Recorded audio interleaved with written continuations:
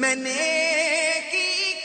دعوت کی دھوم میں مچاؤں، عطا ایسا کر حوصلہ یا الہی۔ حضرت سیدنا انس بن مالک رضی اللہ تعالیٰ عنہ سے مروی ہے کہ ہم بارگاہ نبوی علیہ الصلوۃ والسلام میں بیٹھے ہوئے تھے کہ رسول اکرم صلی اللہ تعالی علیہ وآلہ وسلم نے ارشاد فرمایا، اس وادی سے تمہارے پاس ایک جنتی شخص آئے گا۔ اتنے میں ایک انصاری صحابی تشریف لائے جن کی داڑھی سے وضو کا پانی ٹپک رہا تھا۔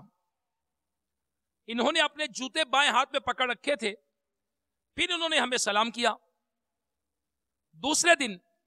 رسول اکرم صلی اللہ تعالی علیہ وسلم نے دوبارہ یہی ارشاد فرمایا، تو پھر وہی انصاری صحابی پہلے کی طرح تشریف لائے۔ تیسرے دن بھی ایسا ہی ہوا۔ جب رسول اکرم صلی اللہ تعالی علیہ وآلہ وسلم اپنی مجلس سے اٹھے تو حضرت سیدنا عبداللہ بن عمرو بن عاص رضی اللہ تعالی عنہ اس صحابی کے پیچھے ہو لیے اور ان سے کہنے لگے کہ میں اپنے والد صاحب سے ناراضی کی وجہ سے میں نے قسم کھائی ہے کہ 3 دن تک ان کے پاس نہیں جاؤں گا۔ اگر آپ مجھے مناسب سمجھیں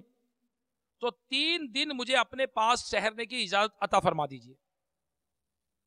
اس انصاری صحابی نے اجازت دے دی۔ حضرت سیدنا انس رضی اللہ تعالیٰ عنہ فرماتے ہیں کہ حضرت سیدنا عبداللہ ابن عمر رضی اللہ تعالیٰ عنہ نے انہیں بتایا کہ وہ 3 راتیں ان کے پاس قیام پذیر رہے، اور انہوں نے انصاری صحابی کے قیام لیل کو تو نہ دیکھا، لیکن وہ نیند سے بیدار ہوتے اور اپنے بستر پر کروٹ لیتے تو اللہ تبارک و تعالیٰ کا ذکر کرتے، یہاں تک کہ نماز فجر کے لیے اٹھ کھڑے ہوتے۔ حضرت سیدنا عبداللہ رضی اللہ عنہ فرماتے ہیں کہ میں نے اس صحابی سے اچھی بات کے علاوہ کچھ نہ سنا۔ جب 3 دن پورے ہوئے تو قریب تھا کہ میں ان اعمال کو حقیر جانتا، لیکن جب میں نے اس انصاری صحابی رضی اللہ تعالی عنہ سے کہا کہ اے اللہ کے بندے، میری اور میرے والد کی کوئی ناراضی اور جدائی نہیں ہے، بلکہ میں تو حضور صلی اللہ تعالی علیہ وآلہ وسلم کو 3 مرتبہ یہ فرماتے ہوئے سنا کہ ابھی تمہارے پاس ایک جنتی شخص آئے گا، اور 3 بار آپ ہی تشریف لے آئے، چنانچہ میں نے پختہ ارادہ کر لیا کہ میں آپ کے پاس ٹھہروں گا اور دیکھوں گا کہ آپ کیا عمل کرتے ہیں تاکہ میں بھی اس کی پیروی کروں۔ لیکن میں نے آپ کو کوئی بڑی عبادت کرتے نہیں دیکھا، تو پھر آپ کیسے اتنے بلند مقام پر پہنچ گئے کہ حضور علیہ الصلوۃ والسلام نے آپ کے متعلق یہ بات ارشاد فرمائی؟ انصاری صحابی رضی اللہ عنہ نے جواب دیا کہ اور تو کوئی عمل ایسا نہیں ہے، بس یہی ہے جو آپ نے دیکھا ہے۔ حضرت سیدنا عبداللہ رضی اللہ تعالیٰ عنہ فرماتے ہیں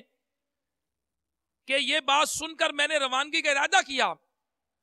جب میں چلنے لگا تو اس صحابی نے مجھے آواز دی اور کہا کہ میرا کوئی اور عمل نہیں، بس یہی ہے جو تو نے دیکھا ہے، اس کے علاوہ میں کسی مسلمان سے دھوکہ نہیں کرتا، اور جو اللہ تبارک و تعالیٰ نے کسی اور کو دیا اس پر حسد نہیں کرتا۔ حضرت سیدنا عبداللہ رضی اللہ عنہ فرماتے ہیں کہ میں نے ان سے کہا کہ یہی وہ عمل ہے جس نے آپ کو رفعتیں بخشیں اور ہم اس کی طاقت نہیں رکھتے۔ میں نیکی کی دعوت کی دھوم میں مچاؤں، عطا ایسا کر حوصلہ